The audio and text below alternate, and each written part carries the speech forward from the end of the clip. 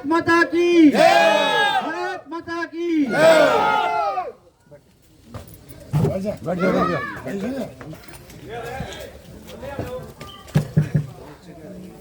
देखिए जी, आज यहाँ इस सभा में उपस्थित मेरी मातृशक्ति, पिता तुल्य बुजुर्गों, युवा साथियों, सबसे पहले तो मैं आपको हाथ जोड़ के नमस्कार करता हूँ जी, और आपका बहुत बहुत धन्यवाद कर पूरी 36 बिरादरी ने, पंचायत ने, पूरे भाईचारे ने मुझे एक पंचायती उम्मीदवार करके पार्षद बनाने जा रहे हैं। मैं आपका बहुत बहुत धन्यवाद करता हूँ।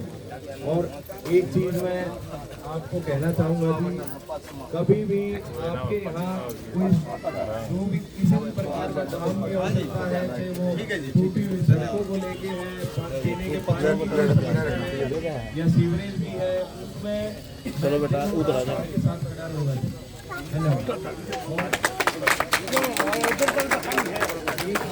नमस्कार, रोहतक की आवाज में आपका स्वागत है। इस वक्त मैं कबीर कॉलोनी में जो है आपको लाइव तस्वीरें दिखा रहे हैं। यहाँ पर जो है रविंद्र सोरान पहुंचे हैं, जो निर्दलीय पंचायती उम्मीदवार है।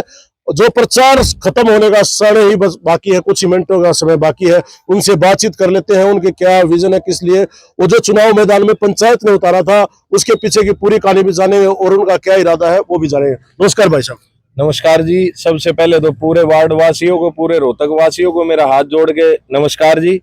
और दूसरी चीज ये है जी, जैसे कि आज चुनाव प्रचार खत्म होने जा रहा है, मेरी आप सभी से, वार्ड वासियों से, माताओं से, बहनों से, युवा साथियों से, पिता तुल्य बुजुर्गों से एक ही हाथ जोड़ के विनती है जी, कल सुबह सुबह मतदान शुरू होते ही अपना गिलास के निशान पे बटन दबाकर आपके पंचायती उम्मीदवार, आपके बेटे को भारी मतों से विजयी बनाएं। और इसमें मैं एक चीज कहना चाहूंगा जी, इसमें आपका बेटा और भाई तो बनेगा ही बनेगा, लेकिन उसके साथ साथ पंचायत ने जो मेरे सिर पे पगड़ी रखी है, ये पंचायत पार्षद बनेगी पूरी।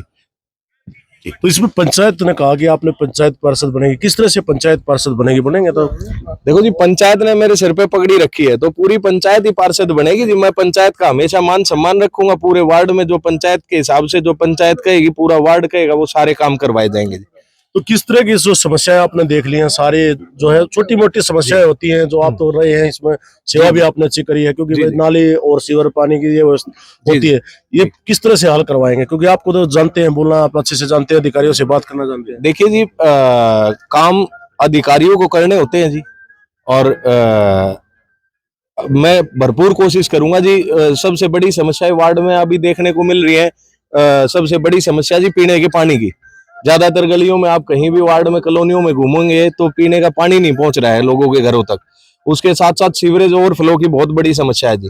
गलियां अभी तक टूटी पड़ी है, कच्ची पड़ी है। सबसे पहला ध्यान रहेगा जी इन तीनों कामों को सबसे पहले फर्स्ट प्रायोरिटी पे करवाने के लिए। देखो, बाजारों में जो सार्वजनिक शौचालय बने हैं, कॉलोनियों में भी इस तरह की मांग है, पार्क की मांग है, कई छोटी छोटी कॉलोनियों की कई मांग है, तो किस तरह से करवाएंगे हल? क्योंकि पार्क के लिए कई समस्या है कॉलोनियों की।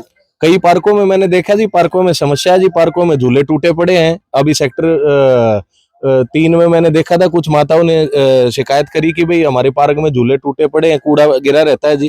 तो हमारी कोशिश ये रहेगी, सबसे पहले उनको पार्कों को, जो झूले हैं उनको ठीक करवाया जाए, या नए झूले के लिए बजट पास करवाया जाए। जो भी सरकार की तरफ से जो भी सहायता होगी उसकी लड़ाई के लिए हम लड़ाई लड़ेंगे।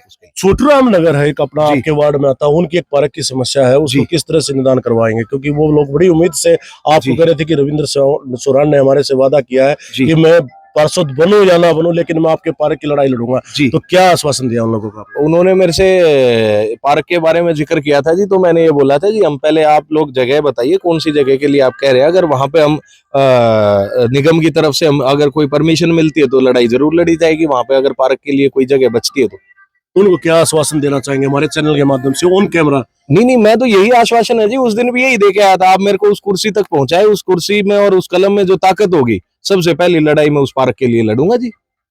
और क्या योजनाएं हैं आपकी जो कोई आपने प्राथमिक तौर पे जो हल करना चाहेंगे, अगर आपको मौका जनता देती है तो? योजनाएं तो वही है जी, आप सभी के सामने, जो वार्ड की जो सबसे बड़ी समस्याएं, जो चुनौतियां हैं, उन्हीं का समाधान करवाना है जी। वो तन मन से बिल्कुल करवाएंगे जी, दिन रात मेहनत एक करके।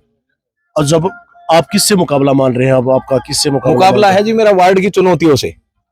वार्ड की जो समस्या वार्ड की जो समस्या है उनसे मेरा मुकाबला है और उस लड़ाई को हम लड़ेंगे। पूरा वार्ड मेरे साथ खड़ा है, मुझे आशीर्वाद दे रहा है जी, और मेरे को पार्षद बनाएगा और वार्ड की जो चुनौतियां हैं, जो समस्याएं हैं, उनका समाधान कराएंगे। हमारा मुकाबला किसी से नहीं है, सिर्फ वार्ड की समस्याओं से। तो अंत में क्या अपील करेंगे जनता से, क्योंकि आप चुनाव होगा जो आप प्रचार का समाप्त हो चुके हैं। मैं एक ही अपील है जी, देखो मैं सभी वार्ड वासियों से एक अपील करूंगा जी, हाथ जोड़ के सुबह सुबह अपना गिलास के निशान पर बटन दबाएं जी, आपके बेटे को, आपके भाई को पार्षद बनाए जी, आपकी पंचायत को पार्षद बनाए।